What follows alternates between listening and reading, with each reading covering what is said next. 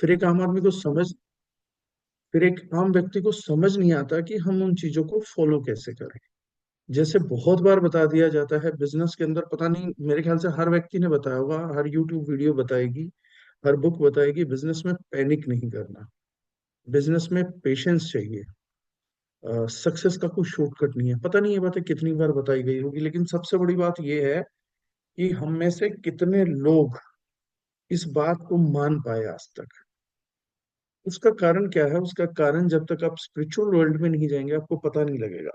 मुझे पता है कि फोकस रख करना जरूरी है, मुझे पता है पेशेंस रखनी जरूरी है, मुझे पता है मुझे पैनिक नहीं करना, मुझे पता है मिसबिहेव नहीं करना, लेकिन 99% लोग पता क्या बोलेंगे कि पता नहीं सर फिर भी कैसे हो जाता, मुझे पता है गुस्सा नहीं करना पर मैं कर जाता हूँ, मुझे पता है कंप्लेन नहीं करनी पर मैं कर बैठता हूँ। इसका कारण होता है सारा का सारा टायर्डनेस ऑफ ब्रेन। शरीर की थकान तो हम लोगों को मालूम पड़ती है, उसमें भी ज्यादातर लोगों को नहीं पता लगती है। दिमाग थक चुका है ये बात हमें मालूम ही नहीं। हमारा दिमाग एक ऐसी चीज है, बहुत से लोगों को, तो आपकी एज 40 साल हो चुकी है ना, तो 40 साल से ही चल रहा है, उसने रेस्ट ही नहीं किया। क्योंकि ब्रेन रेस्ट पे जा नहीं सकता, उसको कुदरत से इस चीज का इंडिकेशन है कि आप 1 सेकंड को, मिली सेकंड को भी मिस नहीं करोगे। आपके मिली सेकंड की वर्किंग भी शरीर के लिए बहुत खतरनाक हो सकती है। अगर आपको ब्रेन को आराम देना है तो उसका एक ही तरीका है, मेजरली वन वे है कि आपको प्राणायाम करना चाहिए। प्राणायाम क्यों किया जाता है? जितने भी लोगों ने किया तो उन्होंने बहुत अप्रिशिएट किया, क्योंकि प्राण हमारे शरीर की हर एक ऊर्जा में कन्वर्ट होता है। जो बताया गया उसका नामकरण कर दिया गया, उसमें घुसने की जरूरत नहीं, कि एनर्जी है जिसको प्राण बोलते हैं। प्राण के आयामों को खोलने को प्राणायाम बोला जाता है, कि प्राण के आयाम खोल रहा है। मीन्स मेटावर्स जिसको आप लोग बोलते हैं, जो जो प्राण का वर्ड्स है, उस वर्ड्स को खोल रहे हैं। ऐसे सिचुएशन में आपकी ब्रेन की रिस्पॉन्सिबिलिटीज ना के बराबर हो जाती हैं एंड इट गेट्स रिलैक्स्ड। और अगर ब्रेन 5 मिनट भी रिलैक्स कर गया ना आपका, आपके किसी भी ऐसे व्यक्ति के मुकाबले, वो डॉक्टर आशीष मेरे साथ मजाक करते थे, मैं अभी गया था फेयरवेल पे उनकी, तो भी मजाक कर रहा था। तो मैंने कहा इसीलिए तो आपने कुछ और स्टार्ट नहीं करा। तो वो मजाक करते थे कि आपसे बातों में कोई नहीं जीत सकता। उसका कारण है बातों में ना जीत पाने का कारण, मैं अपने लोगों के मुकाबले बहुत एडवांस्ड और रिलैक्स्ड ब्रेन लेके बैठा हूँ। मैंने कितने कितने घंटे इसको शांत रख के फ्री रखा है ताकि नॉलेज को एक्वायर कर सके। आप में से बहुत से लोगों की याददाश्त अच्छी नहीं होगी। एक्चुअली में याददाश्त बुरी किसी की नहीं होती, याददाश्त अच्छी बेहतर बनाई जा सकती है। याददाश्त बेहतर बनाने के लिए जो सबसे बढ़िया तरीका है, ब्रेन को रिलैक्स कराइए। आप प्राणायाम करेंगे आपका मेमोरी स्किल बेटर होगा। बहुत से लोग बोलते हैं सर आपको इतने नाम कैसे याद रहते हैं, ये ब्रेन पीस पे रहता है। ये जो मैंने म्यूजिक पीस प्ले किया और उसके बाद आप लोगों को बोला कि आंखें बंद कर लीजिए, तो उस रीजन इज, जो नई इनपुट्स है एटलीस्ट उसे लेना बंद करिए। अब नई इनपुट क्या, आप देखते रहोगे, स्क्रीन पे देखते रहोगे, किसकी आंख खुली है, कौन कहाँ बैठा है, कौन क्या कर रहा है। आप चाहते ही नहीं हो कि आपका ब्रेन रिलैक्स करे। कितने लोगों को देखना कि बाकी मेहनत का काम तो क्या करेंगे, अगर उन्हें बोल दो कि सिर्फ आंख बंद करके गाना सुन लो, नहीं सुन सकते। आधे लोग मॉर्निंग प्रेयर में ना आंखें चुपचाप खोल के एक दूसरे को देखते थे कि भैया बाकियों ने आंखें बंद करी हैं कि नहीं करी है, am I the only one. वो चाहते ही नहीं है उनका ब्रेन रिलैक्स करे। इसलिए मैंने कहा था छोड़ दो, सरेंडर टू द बीट्स। क्योंकि कॉस्मिक एनर्जी का फ्रीक्वेंसी है 420 हर्ट्स। फ्लूट जो है उस पर प्ले करती है, this is one of the best piece जो कि उस हिसाब से अरेंज किया गया है। You can call it as music of universe. इन्होंने नाम दिया है इसको डांस ऑफ शक्ति, जिस एल्बम से आया था। मींस जो प्राइम एनर्जी है उसकी फ्रीक्वेंसी पे सब कुछ प्ले हुआ था इस म्यूजिक पीस में, बहुत कम लोगों को मालूम होगा। आजकल ऐसा म्यूजिक है जो ब्रेन को थका देता है, ये ऐसा म्यूजिक है जो आपकी ब्रेन को रीएक्टिवेट करेगा। इसलिए मैं जितने भी सुबह के होस्ट हैं, गोकिल जी भी क्लासेस ले रहे हैं, बाकी लोग भी ले रहे हैं। देखिए, हम एक एडवांस्ड ब्रेन को ही एडवांस सक्सेस के लिए रेडी रख सकते हैं। हम में से बहुत से लोग इच्छाएं लेके आए हैं लेकिन स्किल लेके नहीं आए हैं, तैयारी करके नहीं आए हैं। तो ये भी हमारी जिम्मेदारी कि हमारे साथ जितने भी लोग एसोसिएटेड हैं, जितने हमारे एसोसिएट हैं उन सब एसोसिएट्स के ब्रेन को भी एडवांस सेटिंग पे हम लेके जाएं, तो ये ईयर पीस, म्यूजिक पीस उन लोगों को बहुत बेहतर बनाने में हमारी मदद करेगा। स्पिरिचुअल वर्ल्ड में इसको बोलते हैं हम स्ट्रिंग्स। ये मैं बस इतना ही बताऊंगा, इससे ज्यादा मुझसे कोई धर्म कर्म की और फालतू बातें ना करे। स्पिरिचुअल वर्ल्ड में इसको बोला जाता है स्ट्रिंग्स। स्ट्रिंग्स अटैच्ड हो जाती हैं इंसानों के प्रति नेगेटिव फीलिंग से, इनफैक्ट पॉजिटिव फीलिंग से भी स्ट्रिंग्स अटैच होती हैं, which is raw for the brain. आप बहुत पॉजिटिव भी सोचोगे ना तो भी ब्रेन थक जाएगा, नेगेटिव नहीं, खाली पॉजिटिव सोच के भी थक जाता है। तो there are the strings attach to the brain. Cosmic energy के दौरान अगर कोई आदमी कॉस्मिक एनर्जी देख सकता है तो आपकी स्ट्रिंग्स भी देख सकता है। इसलिए बहुत सारे बाबा, बाबा बोल लीजिए आप, जो भी अपने आपको जैसा कहलवाना चाहे, या सुहानी शाह, जो लोग बोलते हैं कि इसने ब्रेन पढ़ लिया, वो ब्रेन नहीं पढ़ते, वो स्ट्रिंग समझ लेते हैं। स्ट्रिंग्स पकड़ी जा सकती हैं कॉस्मिक एनर्जी से। ये जो म्यूजिक था ये आपके स्ट्रिंग्स कट ऑफ करता है, तक आपके ब्रेन को री एनर्जाइज करता है। तो यूट्यूब पे अवेलेबल है, मैं दोबारा बोल देता हूँ, गौरव जी पूछ रहे थे, तो ये है secret place by Prem Joshua, और एल्बम का नाम था डांस ऑफ शक्ति। इसमें काफी सारे बेटर म्यूजिक हैं, और इसको बोलते हैं जो प्ले हो रहा था ट्रांस। इसका नाम ही है ट्रांस, ट्रांस में लेके जाने के लिए, मतलब ब्रेन को री एनर्जाइज करने के लिए। ये म्यूजिशियंस जो बड़े म्यूजिशियंस हैं ये ऐसे ही हिट नहीं होते, जाकिर साहब का तबला ऐसे ही स्पेशल नहीं था, वो 420 हर्ट्ज फ्रीक्वेंसी पे निकाल लेते थे। सितार जिसका हिट था वो यही था कि कॉस्मिक एनर्जी कौन कितनी क्रिएट कर सकता है। Those are just instrument, then you need to connect. बोलते भी हैं कि म्यूजिक आर्टिस्ट कनेक्ट हो गया, तभी मजे भी आते हैं। तो ये पहली चीज है। आई वॉज मिसिंग दिस, तो मैंने कहा कि मैं बता दूं, क्योंकि बहुत बड़ी रिस्पॉन्सिबिलिटी सुबह ट्रेनिंग करने वाले होस्ट के ऊपर है, अंकुश जी पे है, गोकिल जी पे है, बाकी लोगों पे है। तो ये म्यूजिक 10 मिनट का है, तो अगर आप 6 बजे सेशन स्टार्ट करते हैं तो बेटर स्टार्टेड एट 5:50। और जितने भी लोग हैं वो सस्ते महंगे जो भी हैं, ईयर पीस खरीदिए अच्छी क्वालिटी का, उससे इस म्यूजिक को सुनिए, आपको फर्क पता लगेगा। और दिन में 2-3 बार भी सुन सकते हैं। Whenever you are thinking your brain is tired, तो है, मैंने म्यूजिक की बहुत हेल्प ली है बिजनेस करने के लिए। मेरे को फालतू अननेसेसरी किसी के ऊपर इमोशन आता था, तो मैं उससे रिलेटेड गाना सुन के उसको ड्रेन कर देता हूँ, वेस्ट कर देता हूँ। मुझे सुन रखा रखी है अंकुश जी पे, तो मैं कोई गाना सुनूंगा, उस गाने पे निकाल दूंगा खराब एकदम, कि किसी ने अपनी फ्रस्ट्रेशन एक सॉन्ग में डाली हुई है, उसके साथ अटैच हो, इमोशन को खराब करो, छुट्टी। किसी में बहुत प्यार आ रहा है, 2 रोमांटिक सॉन्ग सुनूंगा, गाने में इमोशन डालूंगा, खत्म बात, अपने धंधे पे ध्यान लगाओ उसके बाद। 10 minute 15 minute, success has a price to pay, right? ये प्राइस है ये।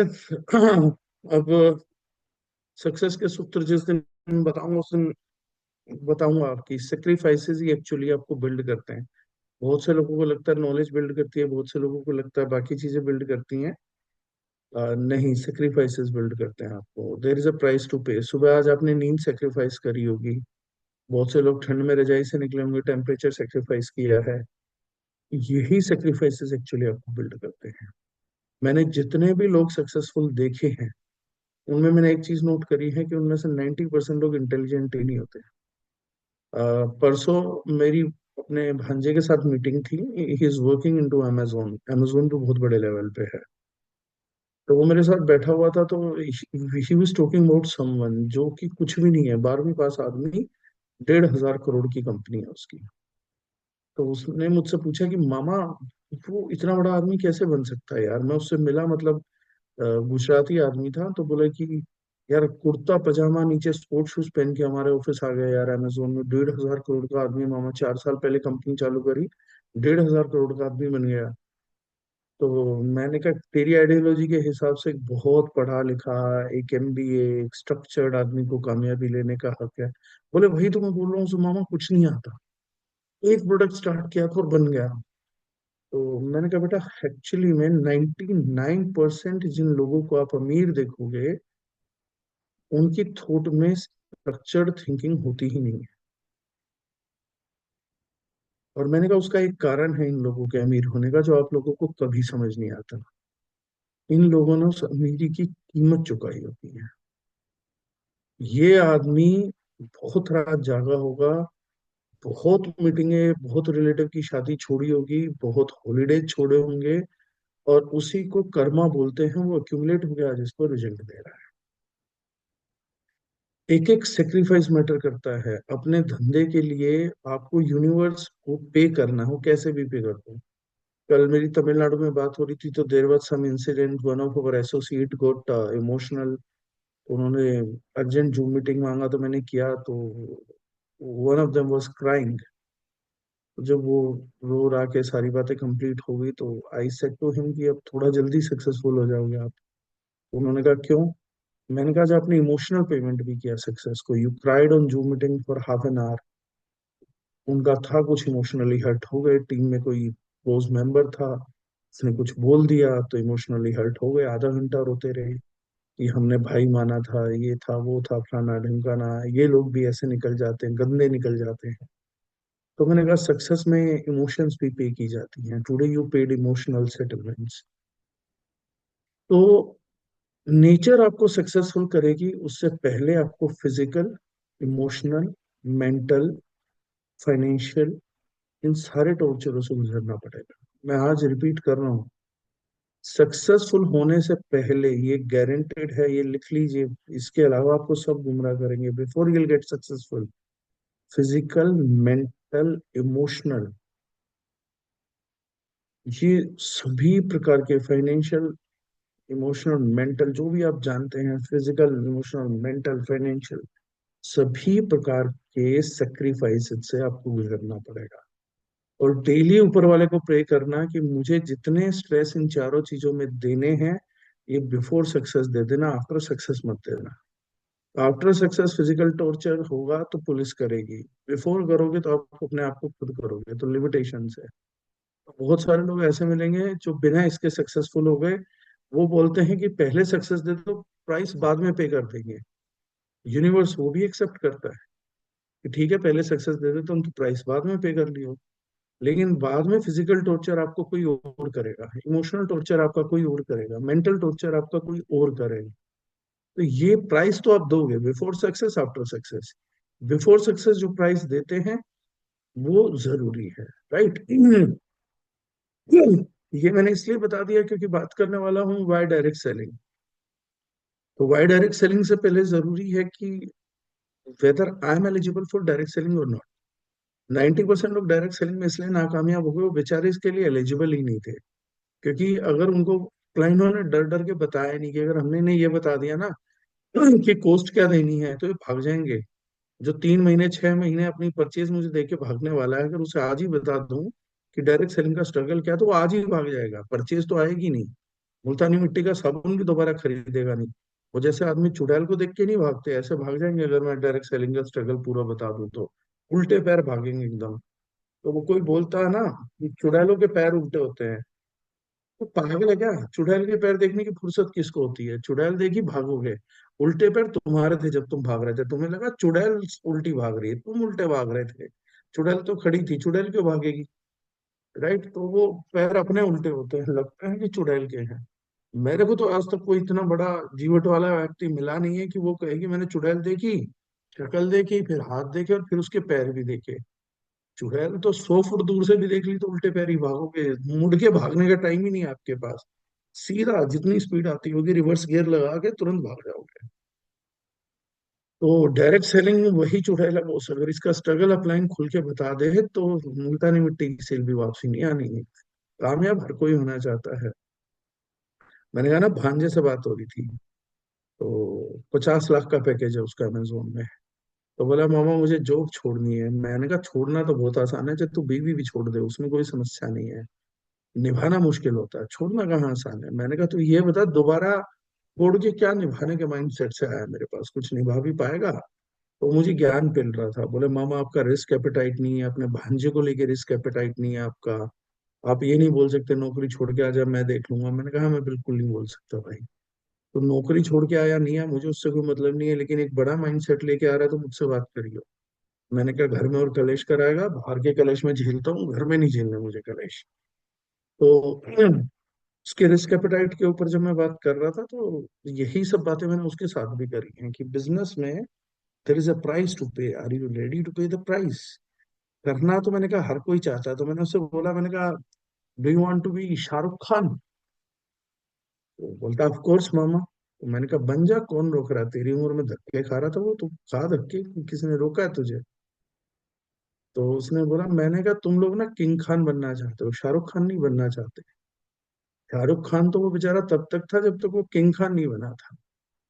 आज का शाहरुख खान बनने का मौका मिले तो कौन चूकेगा?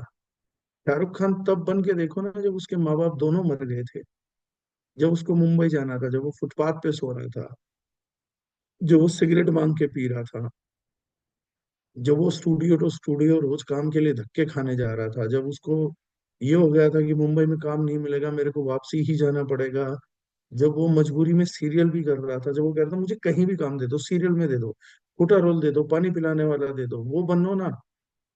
आपका शाहरुख खान बनना है तो डर मूवी वाला शाहरुख खान बनो ना, आज प्रोड्यूसर किंग खान क्यों बनते हो? जब सनी देओल का वो इंसिडेंस आपने सुना होगा, मैंने पीछे सुना भाई, मेरा मतलब लिटरली पॉडकास्ट के अंदर दौरान ये हुआ कि उन्होंने बताया कि हम सनी देओल को कन्विंस कर रहे थे कि शाहरुख खान खड़ा होगा और आपके पेट में चाकू मारेगा। सनी देओल ने कहा कि कैसी बात कर रहे हो, मेरा कैरेक्टर है एक नेवी कमांडो हूँ, मैं वैसे भी तगड़ा हूँ, और ये 2 कौड़ी का आदमी नहीं है, मतलब जो है बंदा विलेन, और विलेन मेरे को पेट में चाकू मार देगा, मैं पागल हूँ, मैं कमांडो दिखता हूँ। तो सनी देओल ने कहा मैं पीछे पलटूंगा, मेरी कमर में चाकू मारवा। तो उन्होंने कहा कि नहीं, ऐसा होगा। तो तब एक्चुअली हाँ, गौरव जी ने जो बताया, तो इतना गुस्सा आ गया सनी देओल को, सिर्फ इस बात को सुन के रियल लाइफ में गुस्सा आ गया कि सनी देओल के हाथ जीन्स की पॉकेट में था, तो उसने ऐसे करके करा तो जीन्स ही फाड़ दी पूरी की पूरी। इतना गुस्से में था सनी देओल इस सीन से। और डायरेक्टर ये समझा रहा था कि ये सीन शाउट शूट होना बहुत जरूरी है। शाहरुख खान इंडस्ट्री में नया था, सनी देओल की बैकिंग थी इंडस्ट्री के अंदर, और वो गुस्से में था, तगड़ा भी था। तो शाहरुख खान डायरेक्टर के पास गया, तो उसने बोला ये सीन ऐसे ही शूट करने से ज्यादा इम्पेक्ट आएगा, तो उसने कहा। तो शाहरुख खान ने कहा कि चाहे कुछ भी होता रहे, आप कैमरा चलाते रहना, जब ये होगा तो मैं एक्ट करूंगा, और आप मेरे को चाकू दो, मैं सामने से ही सनी देओल को बिना बताए आई अटैक है। सनी देओल उसके बाद गुस्से में है, मुझे मार दे जो भी हो, बट सीन आप तब तक शूट कर लेना, और कैमरा चलते रहने देना, मतलब what ever it is, but ये सीन शूट करेंगे। तो उन्होंने बताया कि सनी देओल को एक्चुअली उस सीन में मालूम ही नहीं था जब शाहरुख खान उसे उठ के चाकू मारता है, और वो जो सनी देओल का रिएक्शन आ रखा है उसमें नेचुरल आ रखा है। शाहरुख खान ने वो चाकू लिया और उठ के भाग करके कर दिया। सनी देओल को तो बहुत बाद में पता लगा कि यार ये सीन इन्होंने ऐसा शूट कर दिया। इतना बड़ा रिस्क शाहरुख खान ने अपने करियर के लिए लिया था, क्या एग्रेशन होगा उसका अपने करियर को सेटल करने के लिए, कि अगर कुछ हो जाता तो सनी देओल तो उसे जान से भी मार देता, इतना तगड़ा है, और इंडस्ट्री के बाहर तो फेंक ही सकता था। So there is always a price to pay. अब बात करते हैं वाई डायरेक्ट सेलिंग। अब यहीं से मैं आपको बताऊंगा वाई डायरेक्ट सेलिंग। बहुत सारे लोग तो बहुत सारी बातें बताते हैं, डायरेक्ट सेलिंग अच्छी क्यों है? अच्छी है क्योंकि आपको बहुत सारा पैसा मिल सकता है इसमें, बहुत सारी फेम आप कमा सकते हो इसमें, कमाना चाहो तो, कमा पाओ तो।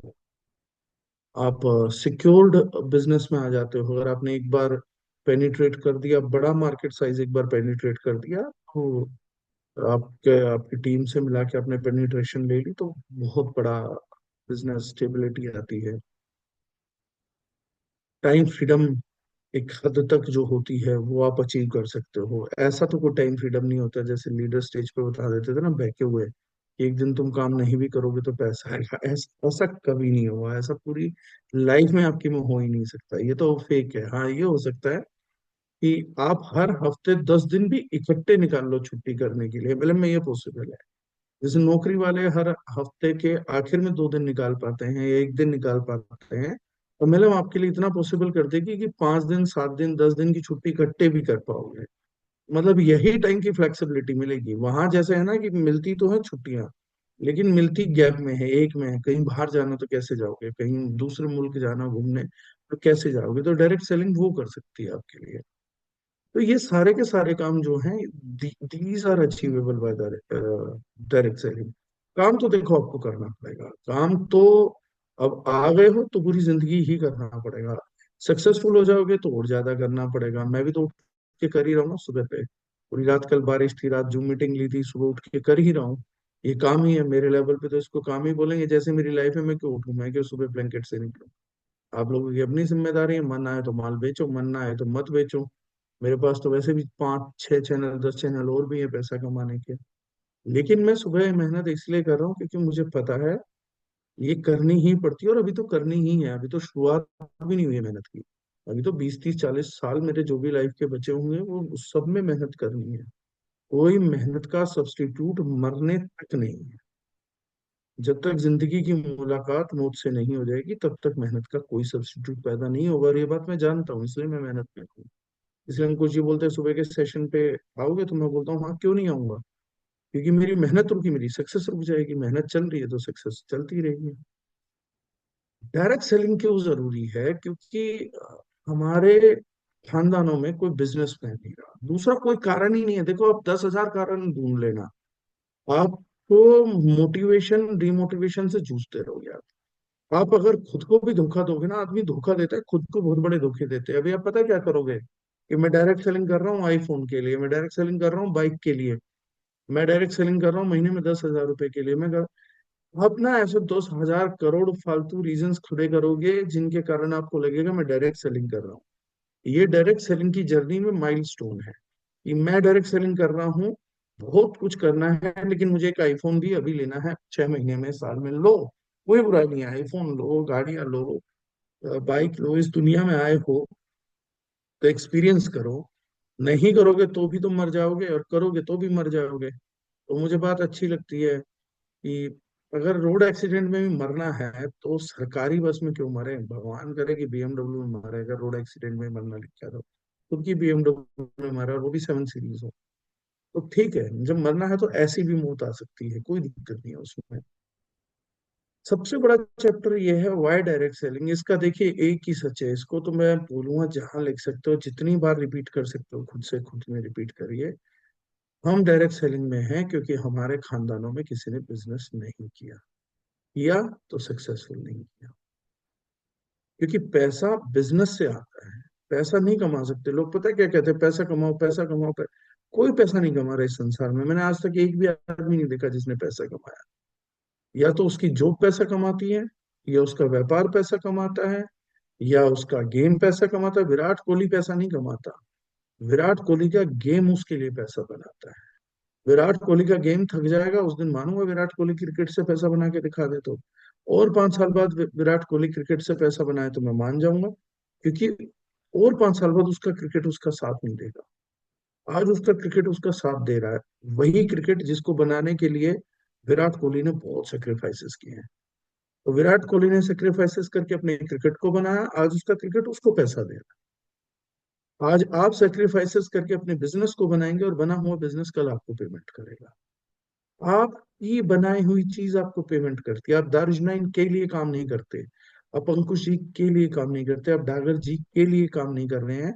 आप दारुजनाइन के साथ बिजनेस बिल्ड कर रहे हैं, आप अंकुश जी के साथ बिजनेस बिल्ड कर रहे हैं, आप अपने लिए बिजनेस बिल्ड कर रहे हैं। इस बात को मैंने 99% लोगों को डायरेक्ट सेलिंग में सिर्फ एक बात से गुमराह करते हुए देखा है। आप फेसबुक पे जाओगे ना तो आपको इसके सबूत मिलेंगे। अपलाइनों के लिए काम कर करके थक गए हो, कंपनी के लिए काम कर करके थक गए हो। अरे मेरे भाई, अगर तुझे इतना भी नहीं दिखता तो तू फेसबुक पे लेख मत लिख। हम कंपनियों के साथ काम करते हैं, हम लोगों के साथ काम करते हैं, लोगों के लिए काम नहीं करते। किसी का टॉप हायरार्की पे होना, किसी पे बॉटम हायरार्की पे होना चलेगा। और जिन लोगों को लगता है मैं अंकुश जी के लिए काम कर रहा हूँ, मेरे से अंकुश जी पैसा बना रहे हैं, क्योंकि अपलाइन में एक आईडी है। आपकी आईडी और अंकुश जी की आईडी के बीच हो सकता है 300 400 100 50 60 10 5 आईडी और भी हो। क्या वो सारी आईडी पैसा बना रही है आपके अपलाइन में होने के कारण? सोच के देखिएगा। क्या वो सब आईडीज पैसा बना रही है? नहीं। उनमें से अंकुश बना रहा होगा, उसमें से गोकिल कमा रहा होगा, उसमें से मैं बना रहा हूँ, उसमें से भूपेन जी, पता नहीं आईडीज तो कितनी आती हैं। आईडीज का कोई सरोकार नहीं है भाई, उस आईडीज में आत्मा रहती है किसी व्यक्ति की तो वो करता है। और आत्मा उसी व्यक्ति की रहेगी जिसको पता है कि मेरी खानदानों में, मेरी पुश्त में एक टाइम लाइन पे, फ्रेम में, ब्लड लाइन बोलते हैं इसको, खानदानों को ब्लड लाइन में कोई सक्सेसफुल बिजनेसमैन नहीं रहा। अब आपके खानदान को जहां वो है वहां से अपलिफ्ट होने के लिए एक पीढ़ी में एक सफल व्यापारी की जरूरत पड़ती है, ये हर घर को पड़ती है। जिस घर में सफल व्यापारी नहीं रहा है उन घरों की हालत खराब है। जिस घर में पिछली दो पीढ़ी में, पुरानी पीढ़ियों में कोई वॉरियर नहीं रहा, जिन पुरानी पीढ़ियों में कोई राजा नहीं रहा, जिन पुरानी पीढ़ियों में कोई जमींदार नहीं रहा, उन परिवारों की हालत आज खराब है। उन्हें आप गरीब बोलते हैं, उन्हें आप निम्न वर्ग बोलते हैं, उन्हें आप दबा कुचला वर्ग बोलते हैं। लेकिन इसकी परिभाषा कैसे तय होगी? इसकी परिभाषा है उनकी पिछली पुश्तों में कोई नहीं आया। अगर पिछली पुश्तों में कोई महान आदमी आया है तो वो निम्न वर्ग, दबे कुचले, गरीब लोग नहीं है।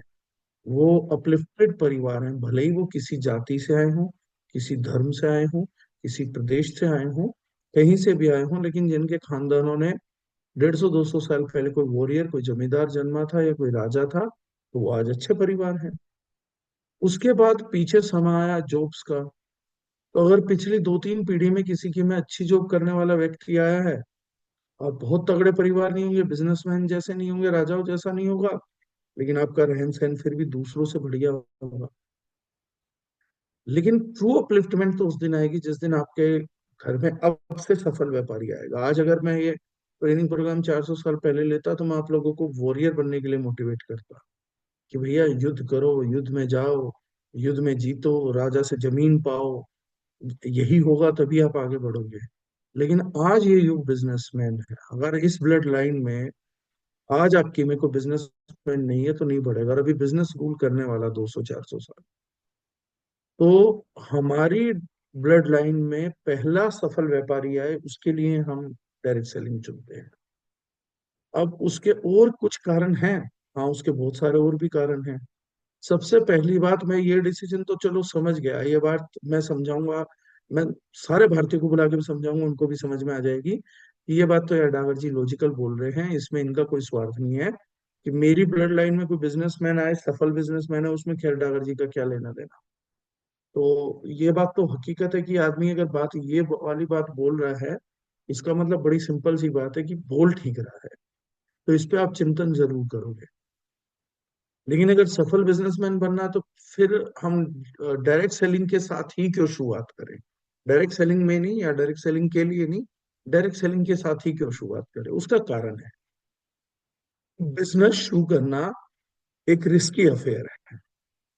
एक इंटेलिजेंट टास्क भी एक रिस्की अफेयर है।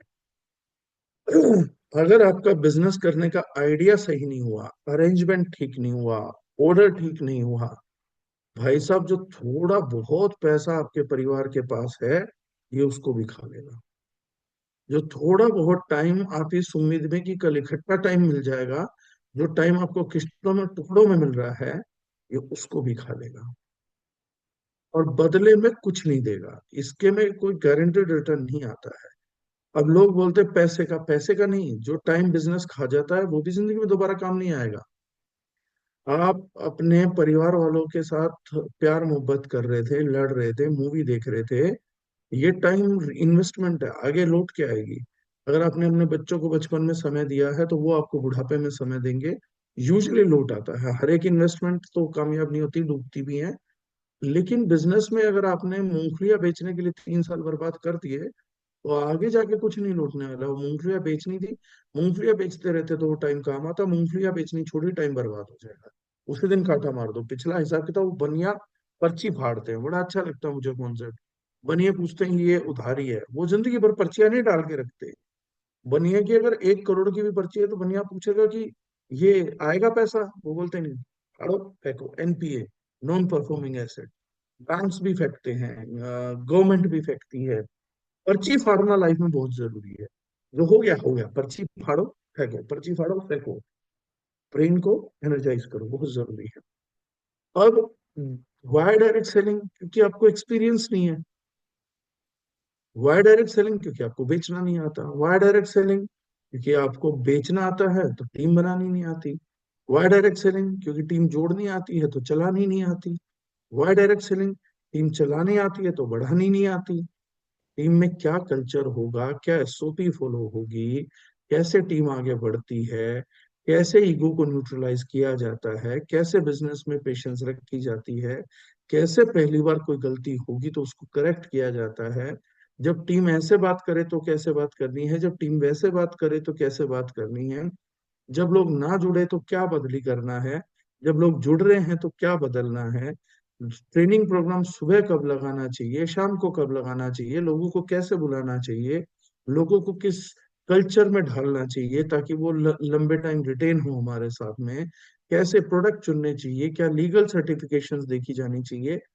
इतनी चीजें हैं देखिए जिनमें नॉलेज नहीं है हम लोग। 99% लोग तो बेचने को व्यापार मान लेते हैं, इसलिए वो लोगों को जोड़ के छोड़ देते हैं। मैंने एमएलएम में बहुत ही बदकिस्मत लोग देखे हैं जिनके साथ 10-20 लोग जुड़ जाते हैं, उनको चलाना नहीं आता, और वहां से बड़ा बिजनेस करने की बजाय बिजनेस खत्म कर देते हैं। उनका बिजनेस तब खत्म होता है जब लोग जुड़ जाते हैं, उन पर भरोसा करते हैं। क्यों? उन 10-12 लोगों को सर्विस देने की बजाय बस उनको एक ही चीज बोलते रहते थे, काम करो काम करो काम करो काम करो। ये तक ध्यान नहीं देते काम कैसे करेंगे, इन्हें काम करना तो आया नहीं, इनको सिखाया ही नहीं, इनको ओरिएंटेशन ही नहीं। एक टीम मेंबर को जोड़ के एक आम के गुठली को जमीन में गाड़ के आप ये नहीं बोल सकते ना, आम दे, फ्रूट नहीं दे रहा, फ्रूट नहीं दे रहा। अभी तो गुठली जमीन में गाड़ी है, अभी तो उसमें पानी का छिड़काव करना पड़ेगा, खाद डालनी पड़ेगी, उस पेड़ की टेक केयर करनी है। गुठली को पहले आम का पेड़ बनाओ और वहां तक केयर रखो जब तक इस पे फ्रूट ना आने चालू हो जाए। लेकिन गुठली गाड़ देने से के बाद, यानी कि सेल कर देने के बाद आदमी समझता हो तो गया काम। ये तो काम की शुरुआत नहीं हुई है, ये तो एक रिश्ते की शुरुआत मात्र है। अभी तो व्यक्ति ने आपके साथ बिजनेस को स्टार्ट भर किया है, अभी तो बहुत ही लंबी यात्रा है। अभी तो आपको इस यात्रा को लंबा लेके जाना पड़ेगा। आप पहली पीढ़ी के बिजनेसमैन आए हो, इसका मतलब क्या है? यार दोस्तों से, परिवार वालों से, और जो व्यक्ति बिजनेस में नहीं रहे, जिनके खानदानों में बिजनेसमैन नहीं रहे, उन सभी व्यक्तियों से आपको मानसिक रुकावटें आने वाली हैं, इमोशनल रुकावटें आने वाली हैं। यहां तक कि मैंने पीछे किसी को कहा था, आपकी अपनी सोच भी आपके खिलाफ खड़ी होगी जो आपको बिजनेसमैन बनने से रोके। लोग बोलते हैं मेरा परिवार मेरे खिलाफ है, मैं बोलता हूँ झूठे हो तुम। तुम्हारा परिवार तो छोड़ दो, तुम्हारी अपनी सोच भी तुम्हारे बिजनेसमैन बनने के खिलाफ है। जब आप बिजनेसमैन बनने जाओगे, सुबह 5 बजे को उठने को बोला जाएगा, तुम्हारे पड़ोसी आके तुम्हारी आंखें बांध करके, रस्सी बांध के तुम्हें कंबल में नहीं डाल के रखेंगे। आपकी अपनी सोच ही आपको कंबल से बाहर नहीं आने देगी। जब आपको 16 घंटे 18 घंटे की वर्किंग के लिए बोला जाएगा, तो पड़ोसी या घर के रिश्तेदार नहीं आएंगे कि घर पे बैठ, आप ही घर में जल्दी घुसोगे। जब आपको किसी को कॉल करनी होगी, तो कोई आपको रोकने नहीं आएगा, फोन नहीं छीन के भाग जाएगा आपके हाथ से। मैं उस दिन मानूंगा कॉलिंग को जिस दिन कोई आदमी कहे सर मैं तो कॉल लगाने के मूड में था, एक स्नेचर आया मेरा फोन छीन के भाग गया। तो आप बताओ मैं कॉल कैसे करता? 99.99% में आपसे कोई आपका फोन नहीं छीनेगा। आप भी रहेंगे, आपका फोन भी रहेगा, आपका कारण भी रहेगा, आपकी सक्सेस होने की प्यास भी रहेगी, लेकिन उस फोन पे रील चलती रहेगी, कॉल नहीं लगेगी कि ये कौन है आपके खिलाफ, कौन ये शत्रु है आपका, कौन एनिमी है जो आपको ये सब करने से रोक रहा है। Boss, this is who we are. सच्चाई ब्लंट, बुरी, लेकिन सच। हमारी अपनी सोच भी हमारे खिलाफ है, क्योंकि हमारी अपब्रिंगिंग में, मेरे मानने वाले बहुत से लोगों को है, और मैं आज भी बता रहा हूँ, मेरा कैरेक्टर अगर जानना है, बहुत कंफ्यूज करेगा मेरा कैरेक्टर आप लोगों को। मेरा कैरेक्टर अगर जानना है तो वो एक पंजाबी कहावत है, तो वो बोलते हैं जब अपना कोई मंगन आवे, कुल्हाड़ी दो, जब दूजा कोई आए तो कटोरा। तो पंजाबी कहावत बोलती है कि अगर किसी व्यक्ति को अपना मानते हो, दिल से अपना मानते हो, और वो अगर आपसे कभी मांगने आ जाए, उसको कोई जरूरत पड़ जाए और वो मांगने आ जाए, उसको कुल्हाड़ी देना। उसको बोलना पैसे पूसे नहीं है मेरे पास, ये पकड़ कुल्हाड़ी, जंगल जा, लकड़ियां काट, बाजार में बेच और अपनी रोटी खुद कमा। ये पंजाबी कहावत है। और दूसरा कोई मांगने आए तो कटोरा दे देना, कि अगर दूसरा कोई आए ना कि जुगाड़ करना है, मुझे सीधा पैसा चाहिए, तो उसे कटोरा दे दो हाथ पे। उसको बोलो कि भैया ये ले कटोरा और मांग ले।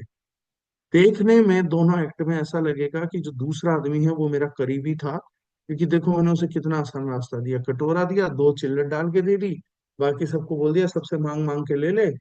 ये आज मांग के ले लेगा, इसे मिल जाएगा, ये 2 दिन मांग के ले लेगा, इसे मिल जाएगा, 10 दिन मांग के लेगा, इसे मिल जाएगा, इसके बाद नहीं मिलेगा। एक ही घर से आपको रोज भीख नहीं मिल सकती।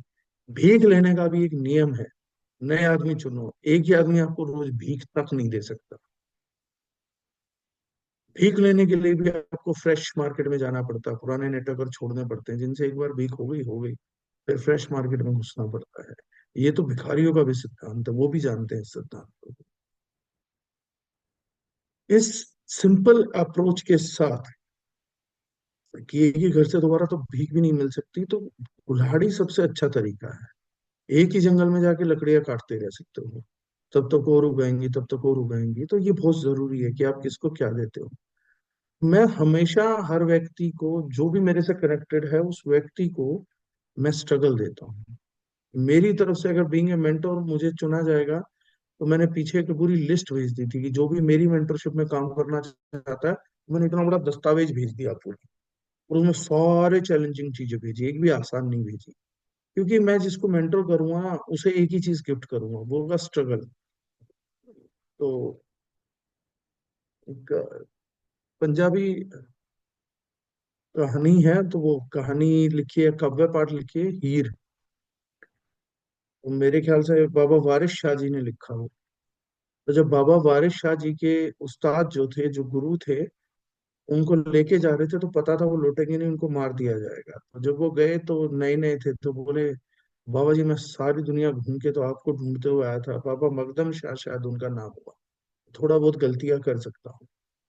तो मकदम शाह जी को उन्होंने बोला कि बाबा जी आपको ढूंढते हुए मैं दुनिया जहान में आया, आपको मेरा वो पूरा करवाना था, हीर पूरी करवानी थी, और आप तो जा रहे हो और अब वापसी लौटोगे नहीं, आपको मौत के घाट उतार दिया जाएगा, मेरी तो हीर रह जाएगी, तो मुझे कोई आशीर्वाद ही दे जाओ कि मैं हीर पूरी कर दूं। तो सबको बहुत अच्छे अच्छे आशीर्वाद दिए बाबा जी ने। बाबा मकदम शाह ने आशीर्वाद दिया बाबा वारिस शाह जी को। उन्होंने कहा वारिस, तुझे आशीर्वाद है कि जा तेरा दिल दर्द से आबाद रहे, दिल दर्द की दौलत से आबाद रहे। ये आशीर्वाद दिया तो आज बोला जाता है कि पंजाबी इंडस्ट्री में हीर जिसने नहीं गाई है वो कभी कामयाब सिंगर नहीं बना। यहाँ तक कि लता मंगेशकर जी की भी हीर ढूंढोगे यूट्यूब पे आपको मिलती है। मैंने एक बार इस फैक्ट को चेक करने के लिए किया, सच बात है कि आज तक कोई भी इंडिया में बड़ा सिंगर नहीं बना जिसने हीर नहीं गाई हो, नॉर्थ इंडिया से कोई भी नहीं बना। तो जितने भी हिंदी गायक वगैरह मैंने सबका देखा, सबने हीर गाई हुई थी।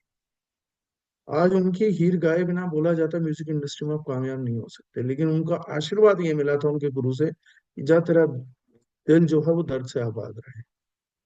अब डायरेक्ट सेलिंग में आ गए हो तो why direct selling, why right mentor, इस पे कोई बात नहीं करता। Why right mentor? Right mentor की एक ही परिभाषा है बॉस, जो आपको आपके हिस्से का स्ट्रगल दे दे, आपको अपना स्ट्रगल करने की हिम्मत दे के आपको आपके भरोसे छोड़ दे। जो अपलाइन आपका काम कर रही है, प्रेजेंटेशन दे रही है आपके हिस्से की, आपके हिस्से की ज्वाइनिंग उठा रही है, आपके हिस्से का टीम रिक्रूट कर रहा है, आपके हिस्से की ट्रेनिंग कर रहा है, चाहे वो मैं भी हूँ, ये सारी अपलाइन आपकी रास्ते में, सफलता के रास्ते में कांटे हैं। ये काम सारे आपको करने हैं, सीखना इनसे है। जिस दिन आप लोग अपनी टीम में 10 मॉर्निंग सेशन वाले प्रेजेंटर पैदा करके मेरी जगह ये सेशन लेंगे, उस दिन आपकी जिंदगी में से सफलता का एक और कांटा निकल के साइड होगा, जिसका नाम जितेंद्र डागा है। गुरु की डेफिनेशन क्या होती है, इस बात को समझना। गुरु उन बड़े कांटों की तरह होता है जिसकी मदद से आप छोटे कांटे निकालते हैं, और जब वो सारे छोटे कांटे निकल जाए तो बड़े कांटे को भी जेब में नहीं रखना चाहिए। कांटे जेब में रखने के लिए नहीं होते। हर एक गुरु आपकी सफलता के रास्ते में कांटे की तरह है। बस गुरु होता जाएगा, कांटा बढ़ता जाएगा। जो गुरु अपना साइज बढ़ाता जाएगा, बड़ा कांटा बनता जाएगा, लेकिन एक दिन उसे भी निकलना होगा। आपकी परम सफलता के लिए उसको जाना होगा। अगर आज कंपनी इवेंट करती है, 2-2.5 हजार लोग इकट्ठे करती है, तो वो जिस बंदे के बैनर तले 2.5 हजार लोग इकट्ठे हो, वो आपकी सफलता में कांटा है। अगला व्यक्ति आपको बनना है जिसको 2.5 हजार लोगों की गैदरिंग करनी है। उस व्यक्ति को तो एज ए चीफ गेस्ट बुलाओ, बस। छुट्टी, सैल्यूट, काम तो हमारा है ना। तो वाई डायरेक्ट सेलिंग? क्योंकि हम अपनी ब्लड लाइन को एक सफल बिजनेसमैन देना चाहते हैं। देखिए, मैं 10,000 करोड़ कारण बता दूंगा क्यों करो, क्यों करो, क्यों चुनो बता रहा हूँ आज, क्यों करो नहीं बता रहा हूँ। करने का रीजन तो आपके घरों में ही बहुत है।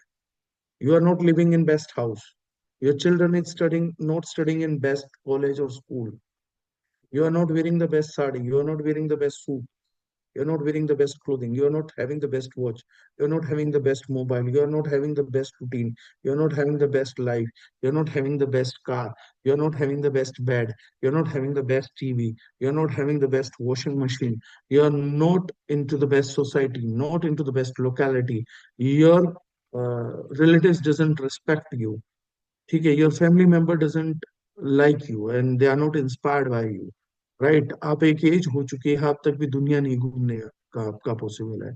आप मेरे को पूछो, मैं आपको 10,000 करोड़ कारण दे दूंगा, लेकिन सारे कारणों की जड़ एक ही जगह जाके जुड़ेगी, और एक ही लाइन में समझ लोगे तो जिंदगी भर क्लियर होगी। आपकी ब्लड लाइन में कोई सफल व्यवसाय नहीं। हर सवाल का एक जवाब। नरसिम्हा फिल्म में था ना, वो बाप जी बोलता है, सनी देओल पूछता वो कहाँ मिलेगा, कैसे मिलेगा, तो वो बोलता है, मेरे पास हजारों सवाल हैं, जवाब एक ही है, तू है, तेरे सवालों का कोई जवाब नहीं है। सारे सवालों का एक जवाब है। आपकी ब्लड लाइन में कोई डॉक्टर रहा होगा, कोई इंजीनियर रहा होगा, कोई साइंटिस्ट रहा होगा, कोई भी रहा होगा, एक सफल व्यवसायी नहीं रहा है। इसलिए मैं और आप सुबह सुबह मीटिंग में बैठे हैं। मैं भी सुबह मीटिंग में इसलिए बैठा हूँ क्योंकि मेरी ब्लड लाइन में मेरे ग्रैंडफादर आर्मी में थे, उन पर बॉलीवुड की मूवी भी बन गई। उनके छोटे ब्रदर पे पलटन मूवी, कैप्टन पीएस डागर। मैं हमेशा बताता हूँ कि भैया चेक कर लो, कैप्टन पीएस डागर पे मूवी है। ऐसी फैमिली है, बैकग्राउंड भी है, वॉरियर कम्युनिटी से भी आता हूँ, लेकिन फिर भी सुबह की मीटिंग में बैठा हूँ क्योंकि मेरी ब्लड लाइन में कोई भी सक्सेसफुल बिजनेसमैन नहीं है। शायद मैं अपनी एज में सक्सेसफुल बिजनेसमैन बनूंगा, मेरी ब्लड लाइन नहीं बैठेगी, क्योंकि वो कहीं से चालू करेंगे। हाँ, जेपी दत्ता जी ने बनाई थी मूवी, तो मेरी ब्लड लाइन शायद आगे नहीं बैठेगी। बॉस, आपकी भी शायद ब्लड लाइन आगे नहीं बैठेगी। आप फर्स्ट जनरेशन बिजनेसमैन हैं, फर्स्ट जनरेशन बिजनेसमैन के लिए सबसे आदर्श प्लेटफॉर्म डायरेक्ट सेलिंग है। Almost, almost no risk investments है। जिसने भी एमएलएम में बोला नो इन्वेस्टमेंट, झूठे हैं सब। इन्वेस्टमेंट हुए बिना ये धंधा नहीं चल सकता। सब झूठ बोलते हैं, टोटल सफेद झूठ बोलते हैं। अब लोग बोलेंगे जो प्रोडक्ट हम खरीदते हैं वो भी तो इन्वेस्टमेंट है। वो बकवास मत करो, वो तो तुम वैसे भी खरीद। प्रोडक्ट खरीदना अपनी जरूरतों के लिए, नहाने के लिए प्रोडक्ट खरीदना इन्वेस्टमेंट है। सब्जी बनाने के लिए मसाले डालना इन्वेस्टमेंट है। ये कब से इन्वेस्टमेंट्स हो गए? ये तो मुझे समझ ही नहीं आता, ये कब से इन्वेस्टमेंट है? आपको हार्ट अटैक ना आए उसके लिए कुछ खाना इन्वेस्टमेंट है। ये इन्वेस्टमेंट्स नहीं होते। एमएलएम में एक ही इन्वेस्टमेंट है, लर्निंग। टाइम इन्वेस्ट करना पड़ेगा और स्मॉल स्केल मनी इन्वेस्ट करनी पड़ेगी। मैं आज आप लोगों को एक रिक्वेस्ट कर रहा हूँ, अगर आपको डायरेक्ट सेलिंग में कामयाब होना, मैं इस रिक्वेस्ट को करूंगा, प्लीज इसको मान लो। मैंने मानी है अपनी लाइफ में, मैं सक्सेसफुल हुआ हूँ, मैंने देखा भाई इसका result. Never ever attend free training. Upline दे, कंपनी दे, मुकर जाओ, अचीव करके छोड़ दो। ये ऐसी अनहोनी बात है जो आप एमएलएम में नहीं सुनोगे, लेकिन मैं बता रहा हूँ। कभी भी गुरु दक्षिणा के बिना ज्ञान मत लिया करो भाई, प्लीज मत करो। एजुकेशन के सिद्धांत को उल्टा मत करो, आपकी लाइफ को बहुत कॉम्प्लिकेट कर देती है ये चीज, सक्सेस को बहुत डिले करती है।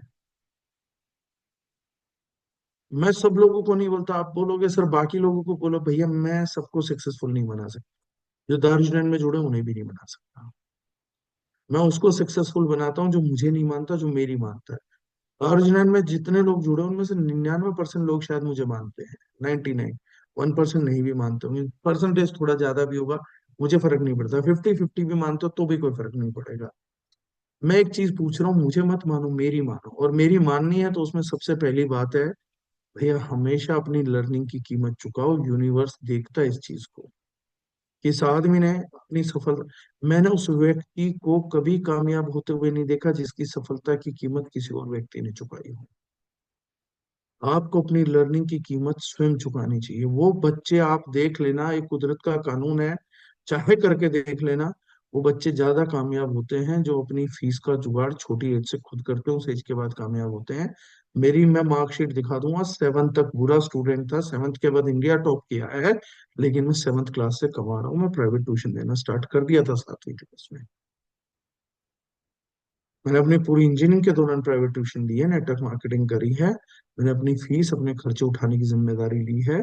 मैंने हमेशा उस आदमी को ज्यादा जिंदगी में आगे बढ़ते हुए देखा है जो अपनी लर्निंग के खर्चे खुद उठा रहा था। जिन बच्चों ने कॉलेज में काम किया, अमीर देशों की हिस्ट्री देखो यार, अमीर देशों को देखो, वहां पे जो बच्चे पढ़ने जाते हैं कॉलेज टाइम पे उनको अननेसेसरीली काम दिया जाता है।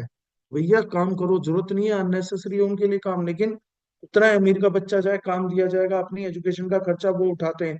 इसलिए मुझे लगता है वो देश ज्यादा कामयाब है, क्योंकि इंडिया ने बताया था गुरु दक्षिणा का कॉन्सेप्ट फॉलो करते हैं वो लोग, अपने टीचर्स को गिफ्ट करते हैं, टीचर को चीज करते हैं। चेंज कैसे आएगा अगर आप लर्निंग प्रोसेस के लिए सरेंडर्ड ही नहीं है? आपने अगर अपनी लर्निंग प्रोसेस को ही एक्सप्लॉइट करना स्टार्ट कर दिया, उस आप में कोई चीज चेंज नहीं ला सकती। आपकी लाइफ में सब बर्बाद हो जाए, जब तक आप लर्निंग प्रोसेस को सरेंडर्ड है ना, आप कहीं से भी कम बैक कर जाएंगे। लेकिन अगर आपने लर्निंग प्रोसेस ही एक्सप्लॉइट कर दी, ज्ञान देने वाले को ही खाना चालू कर दिया, आपसे बड़ा शैतान अपनी सक्सेस में दूसरा पैदा नहीं होगा। बड़ा अच्छा लगता है कि हमारे को ताज होटल में ले जाके मुफ्त में ट्रेनिंग करो, जिस दिन ये हो गया उस दिन आपका कांड हो जाएगा, आप बर्बाद हो जाओगे। आज तक भी मैं इस चीज को ध्यान रखता हूँ कि ये कांड ना हो जाए भाई साहब। मेरे को अगर कहीं से लर्निंग मिलती है, आई ऑलवेज ट्राई टू पे बैक, मतलब जहां भी मैंने सीखा होगा मैंने पे बैक किया हो। ये एक बहुत इंपॉर्टेंट क्राइटेरिया है आपकी लाइफ में। तो डायरेक्ट सेलिंग करते हुए बस एक ही चीज का, बस आपको why direct selling, because you are into first blood line में अपनी में पहले बिजनेसमैन है। साथ करते हैं तो इन्वेस्टमेंट किस चीज की है? इन्वेस्टमेंट ट्रेनिंग्स की है, करनी ही पड़ेगी। कितने टाइम करनी पड़ेगी, कितना पैसा लगेगा?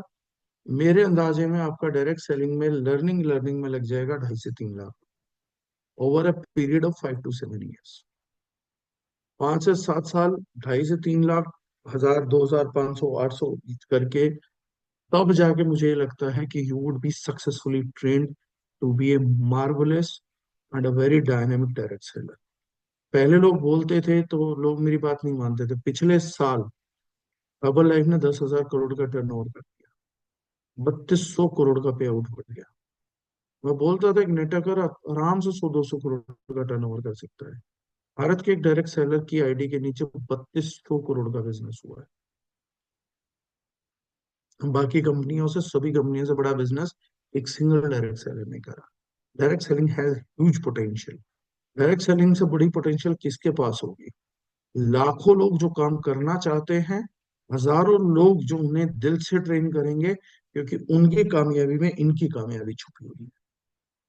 इससे बड़ी पोटेंशियल प्रूव करने के लिए मुझे और कुछ कहने की जरूरत ही नहीं है। राइट। कुंदन मीना जी ने पूछा, आप मुझसे बाद में सवाल करिएगा, मैं बताऊंगा पे फॉर लर्निंग।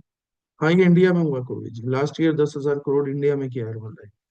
3,200 करोड़ का पे आउट बटा हर्बल लाइफ नहीं। जस्ट एक वजह से उनके प्रोडक्ट में जान है।